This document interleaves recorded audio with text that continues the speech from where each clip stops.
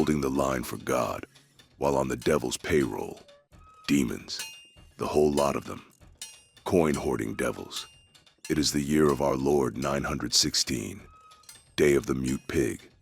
One more, just one more caravan trail and we're done. It's been a full 5 years since the sun-dimming clouds ruptured from Cruniac's mounds. Without daylight, food grows scarcer by the day. Cruniac jerky caravans have been flowing from the northern baronies, dispersing throughout the bourgs, what nourishment the Emperor's troops secure for humanity. This abominable feed lets us breed pigs and poultry, fending off the horrors of starvation one convoy at a time. Everything is damp and dimly lit. The corn is rotted in the fields. Our gamisons are fused to our backs. The air is musky with frosted rot. The world is cooling over. Yet all they care about is land and fortune. Madness. All the blue bloods have it. The high and the low ones. They'll have us starve, holding their cursed banners. All the noble houses have mobilized to seize control over the flesh trade routes. They fight over who makes the largest profit from the Cruniac meat trade, while the caravans themselves are undermanned, protected by skeleton crews of mercenaries. The flag flutters, and I shudder. It's going to get us killed. The banner. We are sworn to uphold it by our employer. The Darkbloods fear it for some reason. They've learned it means something. They've learned to pick us banner bearers off. A lead piece goes whizzing past my head, right into Gaspar's helm. I keep straight, just like they taught us, brandishing the colors. They clamber out of the woods, crashing into our ranks from both sides. A large one leaps over the men guarding the relic's front, an arm's length between us. I push the flag upward, desperately discharging my lungs of all the breath I have. The relic's shaft hums mutely, not enough breath. The large one crushes his fist into my temple. My head snaps. I feel the rim of my helm mock my padding as the strap buries itself in my neck. I go numb with pain as the horizon flips over. Gaspar is standing over the fallen big one, his shield gone, clutching the relic with both hands. The field is lost, but the lads still hold the line. The banner is blown a second time. The air vibrates with the taste of bronze. A shriek tears the sky above. The flag goes dark. Gaspar kneels, both hands clutching the relic. The griffin's weight crushes the dozen orcs going for the flag. The beast is huge, as big as a house. Wings stretch tree-high, mane and crest fluttering menacingly. Its sickle-like talons are as big as swords, but much, much thicker. All the foes flee instantly. The griffin pursues and slays a few dozen more. Abruptly as it bisects a nearby orc, it buffets a few times and takes flight with a violent leap upward. The relic stands tall. The relic sings triumphant. The griffin Carnix has secured another convoy. The caravan will make it. Soulsbrood will not starve. But survival in the old world is never clean. Every convoy that reaches the bourgs leaves another trail of debts behind it. Coin changes hands. Flesh changes hands. Men change hands. And before long, another bargain was laid before us. It won't starve, but will it prosper? After the Carnix battle, a black-skinned man approached us. He spoke in a broken common, but was clear enough. He wanted to buy all the orc heads. From what we gathered, this purchase had an obscure destination. Something to do with alchemicals. Fair enough. Me and the lads landed a caravan contract in the employment of Kalisark, the Uruks savant. This wicked sea-crosser has suddenly produced copious amounts of wealth from alchemical trade. We make our way to the furthest reaches of the northern baronies in search of regents for his craft. A godless place ruled only by the right of might. The coin earned from the pillage during the last Bacchanalian night earned us enough to buy some half-orc slave soldiers. While the Emperor forbade the practice of chattel slavery, the rules are way too often blurred within the bourgs by one's race and local customs. So we found the right type of abbey and bought 100 half-breed warrior monks. While green and underfed, their religious fanaticism and Orcish savagery will make a good mix to strengthen the line with. Our veteran half-orcs will whip them into shape soon enough. No buggery involved, just plain ruthlessness and dogmatic repetition. The trade-off for them is decent enough. Some will not accommodate the alchemicals and die in the first few weeks. The rest, however, will adapt and become our battle brothers, free of bondage and equal killers in our band. Our numbers thus swelled. We started hunting for Darkbloods right away. Why? Because the regents Kalisark seeks are of a Stygian nature. The heads of sapient creatures is what he's after, holding the metaphysical assumption that the brain is a vessel for the soul. The wicked warlock seeks to milk the brains of the slain. Our first attempts at conflict were fruitless. It is extremely difficult to corner goblin tribes when they seek to avoid you, and the goblin pits we found were abandoned. For reasons unknown to us, most orc burrows we found were empty as well. The pit wombs were stripped of all flesh. The dead pyres the hellspawn used to cure the pit meat still erect. Our scouts judged some of the orc bands still in reach of our light cavalry. These pauper knights we managed to persuade in joining us during our foray towards the Meander River. They are greedy when it comes to loot, so they made a fast foray around our flanks looking for Darkbloods. Sure enough, come evening, our light cavalry returned with their breast collars full of orc heads. The news they brought is mixed. All Darkbloods are on the move northward. They converge in huge swarms, driving their herds along. The lack of sunlight emboldened them to forego their usual daytime shelter seeking, so they no longer need to travel in small numbers. This makes tackling them very difficult. We need to ambush a small contingent of Darkbloods, so we have the odds stacked in our favor. By noon the next day, our scouts returned with news of a Darkblood group within our marching range. A large group of primitive orcs with a decent-sized human herd was using rafts to navigate a Cruniac stream northward. Such open veins are a rare sight, even in the cursed north. They are recorded as being able to change course direction, either flowing like a normal river or slowly trudging against God's laws. Going northward, pus, or something similar floods their living walls. Cruniac spawns usually guard these riverbeds from within, patrolling below the surface. For yet uncharted reasons, the orcs seem to be tolerated by Cruniac's ilk. This made the venture's risk escalate to that of a death sentence. Fighting Cruniacs is hard enough. Doing it underwater or on shaky rafts would prove suicidal. Yet our employer had a firm hold on our income, so we did as we were told. We quaffed the minded potions and prepared for the slaughter. A dozen ill-equipped men, along with our camp followers, were sent near the river, along the path that the orc rafts shall trudge through. Our hope was that the quarry shall take the bait and leave the safety of the Cruniac numbers for a chance to further swell their livestock. The plan worked. As soon as they saw what seemed like refugees, the orcs charged off the river in an attempt to cut off the humans from the nearby woods. As soon as the orcs seemed committed to maneuvering, our second part of the plan followed suit. A group of 100 elite men made themselves known outside the nearby woods, with the task of luring even more orcs outside the river zone. Frenzied by the lure of men flesh, the orcs committed their entire force, dragging their rafts to shore. As they made headway towards the edge of the woods, the orcs, thrice the number of our token force, were engaged with a sudden charge. The thin line of attacking humans was hard-pressed by the large body of Darkbloods and were soon pushed backwards towards the tree line. As soon as most orcs were visibly frenzied, I gave the signal, and the rest of the lads joined the fight. We were in equal numbers with the foe. Our alchemicals gave us an edge in close-quarter fighting, but so did their frenzy. What they lacked was good steel. They were hide-clad savages wielding stone weapons.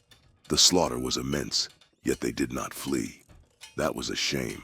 It would have turned out even better for us if we only needed to sick our light cavalry on their heels. Such is the life of the mercenary. Kalisark needed their brains to be in a certain state when harvested.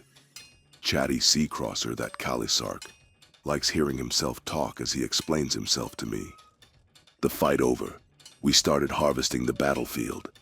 The orc bodies were processed for pig feed. The heads were pickled with brine and set in kegs that the caravan had an ample supply of. The grisly work done, we turned our attention towards the rafts. Some had already floated away from the shore, carrying the tribe's females. The lads were disgruntled at that, but none would brave the river. The chattel humans were ashore, however. They were clothed and fed from what we had to spare. I made sure the former prisoners remained bound. The freshest slaves seemed outraged at this. The ones the orcs got to bugger were far away from human by now. Once an orc slave is broken, there is very little in God's world that can piece his mind back together. This was something for the priest to meddle in when we reached civilization. The slow-moving lot of orcish chattel would not slow our pace. The keg-filled wagons moved at an already agonizing pace. The roads north are long enough for a man to think, long enough to remember old lessons, old wars, and the things that still crawl beneath the skin of the old world. Other than guard duty for the convoy, I did not have much to do, so I started writing in my bestiary. The following lines are a short essay concerning the most common strains of Darkbloods, known to man: deformed, cursed by all, warmongers, cannibals, rapists, thieves, blasphemers, fiend worshippers. Darkbloods have existed alongside humanity since pre-written history. Cave paintings depict these malicious beasts in timeless conflict with other races, forever fighting, raping, and pillaging when their numbers are abundant, stalking and committing evil mischief when too weak to fight in the open. Darkbloods breed like vermin. They also reach physical adulthood at a younger age than men. Part of their reproduction follows the pattern of other mammals. An alpha bull mates with a harem of females, while the rest of the horde forages and wages war. The chiefs who lead the forays are the largest and most ruthlessly cunning of the breed, climbing the social ladder through both bullying and inspiring their kin. Those who survive to a relatively old age form the breeding lot, ensuring that only the largest, most violent, and most cunning sire offspring. What sets the darklings apart from other mammals are the pits where their younglings are raised from fetuses to near adulthood. The females give birth only weeks after conception, producing tiny clumps of dark flesh that seem premature to the human mind. This has led to the misconception that orc mothers only give birth through spontaneous abortion. Small folk nonsense, of course. Darkling shamans and alchemists have long perfected the wicked coaxing of the marsupial pits. Within the fluid-gorged folds and fleshy walls of these pits, darkling fetuses are implanted, force-fed dreams of gore, and nourished for rapid degeneration into the fully grown hellish creatures that have scarred the world. Few are the places where darklings do not dwell. These hellish marsupial pits allow darkling females to recuperate after birth at a faster rate than any other race, compounding their profuse breeding practices. There are many strands of dark blood. While they vary greatly in size, attributes, and longevity, they all share the innate cruelty bred into them by the pits. This malicious nature is further fueled by managed states of psychosis, dream-woven during their accelerated growth.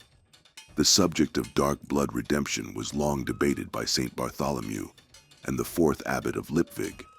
The saint upheld our Lord's words, citing Mark 6:15 among other verses, arguing that all sapient creatures, even dark bloods, have a chance at redemption. The abbot did not strictly disagree, but emphasized every Christian's duty to oppose the devil's work. He further argued that dark bloods are the devil's work, presenting a group of actual goblin devil-worshipping prisoners as evidence. The debates committee was so outraged that the affair devolved into a full-on lynching of the goblins, a truly Christian affair through and through. A fully developed goblin is smaller than a human. Though their bones are light, their limbs possess wiry strength. Armed, they can strike as deadly as the next man, but most of them are glass-jawed. They break easily in both mind and body. Cowards at heart, they attack in the open only when frenzied or in overwhelming numbers. the most psychotic of all Darkbloods.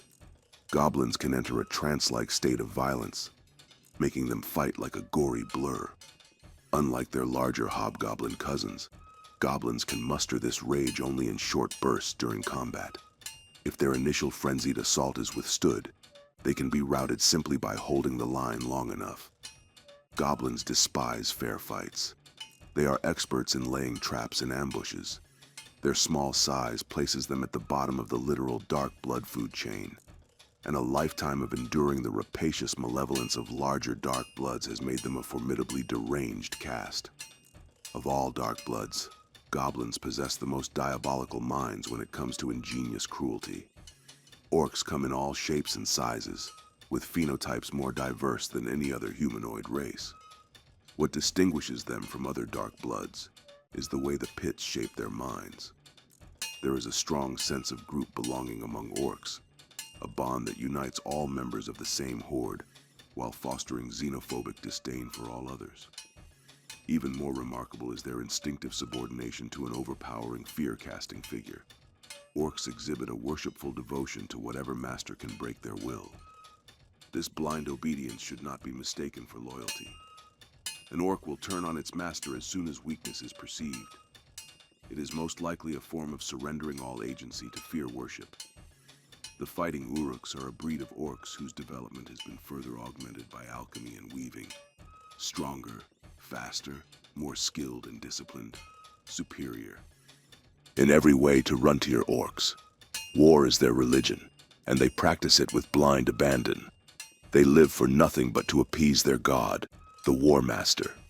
Individuality is nearly lost to them, as they function like cogs in a hellish war machine. Their loyalty is forged in the fires of battle, and they follow only the mind that can lead them into the greatest mayhem, through tactics and stratagems. Discipline above all. Hobgoblins are huge and vicious. They possess the strength of a draft horse and the rapacity of a terror bird. Like their goblin cousins, they experience blood-crazed frenzies, but unlike them, they temper this haze with martial prowess and unmatched endurance. Coupled with their stature, this makes them fearsome foes. Moreover, it is rare to find a hobgoblin without layers of heavy mail covering his girth. A single hobgoblin can hold a gorge for hours. Their greatest weaknesses are their disdain for authority and their reckless combat tactics. All troll breeds share a frame as large as a hovel, skin as tough as boiled leather, and the strength to topple a stone tower. They regenerate bodily harm in mere moments. Their minds are dull and fickle, greedy above all, with the bully confidence of creatures never denied a meal. Their stomachs contain acid strong enough to dissolve leather, bone, and wood. When cornered, they spew this fabled acid in a desperate attempt to drive back attackers. For such creatures, combat skills are usually unnecessary. The tree trunks they wield like clubs are enough to pacify an army. The Olog High, however, are trolls endowed with cunning brutality, boasting weapon skills to match any creature of their size. Regarding the mountain orcs, there is much to be said. They are by far the most successful breed of dark blood. They and their goblin cousins are a rarity within the dark blood ilks. Usually orcs that don't breed through marsupial pits are violently assimilated by users. The mountain orcs are an exception, however. Roughly 2 millennia ago, right after the Emperor's descent, Glucknar the Smith, an Uruk chieftain, broke his army attacking the high elf host of Hagelon the Lion. Following their defeat, the Uruks lost their pits to elven cleansing. Broken, the scattered remnants regrouped in the mountains near Cruniac.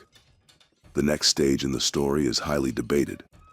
The common thread between diverging historical accounts is that Glucknar somehow was changed during the conflict, started having visions, lost his ability to think rationally, but gained a sense of orientation that allowed the Uruks passage in the caverns below Cruniac. An elven faction, the Sons of Dusk, pursued and were never heard from again. Sindar sources concur on the fact that 8 days later, a horde of huge dark bloods appeared in the valley surrounding Cruniac. Huge Darkbloods is an understatement. The size of the creatures should only be compared to young trolls. That's the only similarity between the two dark blood ilks, however. The mountain orcs lived in close-knit tribes led by a council of elders and a war chief. They shared mutual feelings of martial camaraderie and appeared to be respecting a largely meritocratic hierarchy of command. Technologically, they seemed to be very primitive, relying on human slave labor for crafting and especially smithing. This was, of course, the point of contention between the northern baronies of the human bourgs and the fledgling Mountain Orc Federation. A punitive expedition led by the Great Calidrian League gathered a significant force of infantry to dislodge the Mountain Orcish strongholds surrounding the northern baronies. The assembled force is generally assessed at around heavy infantry. These heavily armored Chiltrons were supposed to provide protection to the main punching force of the campaign, the battle mage Ephifrat. An ocean-crossing black-skinned human by origin, Ephifrat was an unmatched weaver in all the human civilized lands. His powers were directly linked to the use of vitae, an abhorrent blasphemous practice that links the will of the weaver to the life fabric of all things surrounding. After initial success, the Calidrian League lost their caster in a dream duel with the tribes. It is the common understanding that Ephifrat was missing more than half his acolytes during the confrontation. Without the full endurance pool provided by his lackeys, the lone weaver was exhausted by the end of the second day of weave struggle. What followed was a total disaster for the League. Unsupported by their offensive capabilities, the Borg Tercios lost a string of 5 battles against the Mountain Orcs, finally retreating back into human lands. The orc raids continued, opposed only by local resistance. Human life losses were appalling. In half a decade, the northern baronies were reduced to a depopulated mass of stranded fortresses and walled bourgs, kept away from orcish hands only through the presence of shield contingents. Shields are a phenotype of artificially selected human templars. Their frames are comparable to those of mountain orcs, endowed with superior equipment and powered by an immovable militant religious fervor through their own Crimson Church. Shields are the pinnacle of human military evolution. The shield forces are spread relatively thin throughout the bourgs, providing a bulwark against all local unnatural threats to humanity. When they have to congregate en masse in a specific area, they have to manage the local threats left behind with very scarce forces. This makes the forming of shield armies a very difficult to achieve feat of logistics and threat management. It took the better part of 5 years for a full shield army to gather some 10,000 strong. Making use of their fabled and exotic war machines, the shields, led by propugnator Lucius, met the mountain orcs in 3 open field battles, winning every encounter. The superior equipment coupled with their superb fighting skills were put to the best use. This chain of victories was won over confrontations in human lands, however. What followed was the punitive campaign. Adding strength to the shield army, a large force of human knights and men-at-arms, counting up to 30,000 strong, joined the effort. The first battles within the mountains were mostly stalemates. The full might of the shields was not enough to dislodge the force quartered within the orc strongholds. The orcish fortifications were no match for the shield battle engineers. The human contingents made short work of the dark-blooded marsupial pit-born orcish slaves, and the shields met the mountain orcs in an evenly matched struggle. It was the presence of the orcish shamans that the shields could not counter. The employed human weavers were of insufficient number to counter the mountain orc shamans. They brought a cold wind from the northern region of the mountains. No strength of arms or wards could prevail against the frozen onslaught. The human contingent of the army retreated during the testing times of what was later called the Blizzard Campaign. The shields endured, however, pressing against the adjacent mountain Orcish presence. Many human herds were freed from dark blood lairs. It is from this lot of men that the Order of the Radiant Heart later reforged its numbers. By and by, the shields made progress. but it was becoming evident that the blizzard coaxed by the shamans was not dying down.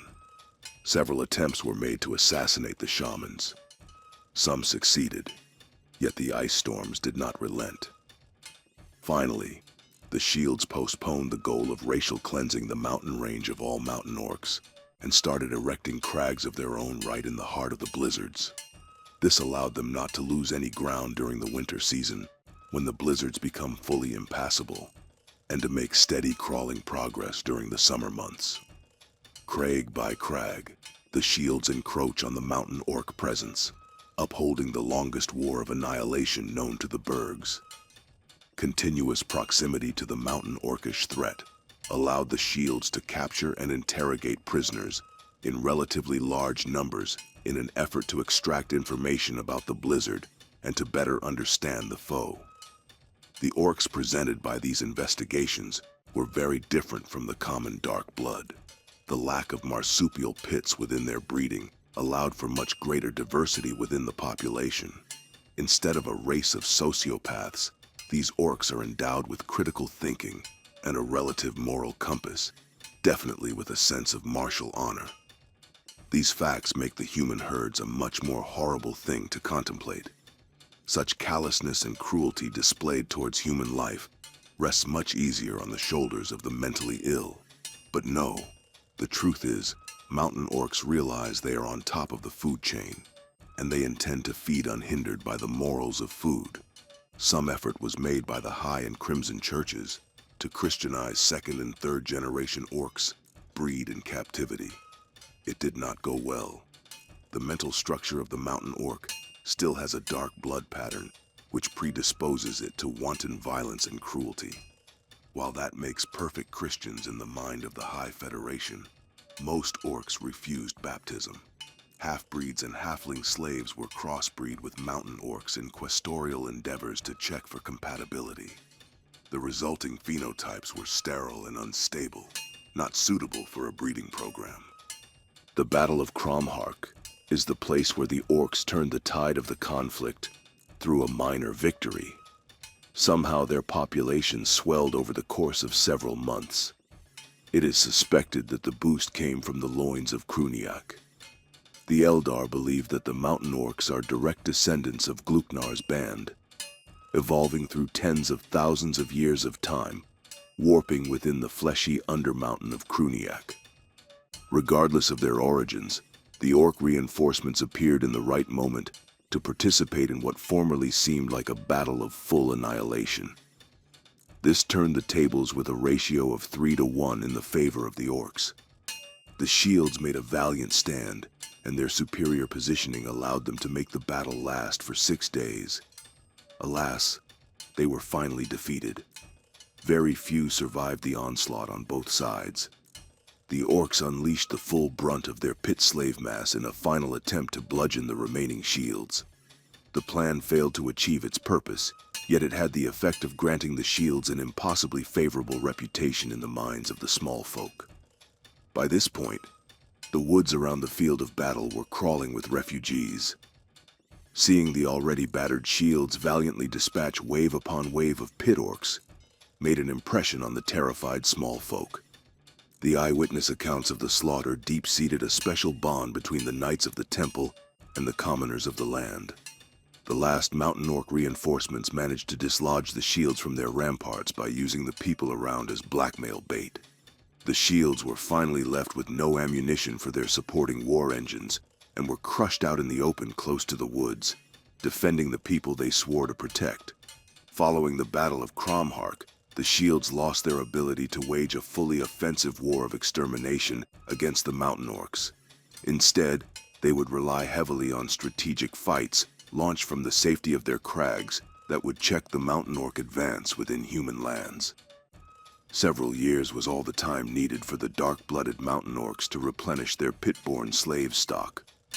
The large warrior orc population required more than that, allowing the northern Baroness Bourgs time to fortify and prepare. All in all, Crumhark is a turning point that scales down the mountain orc war dynamic to a more staggered pace of raids and counter-raids instead of full-scale engagements.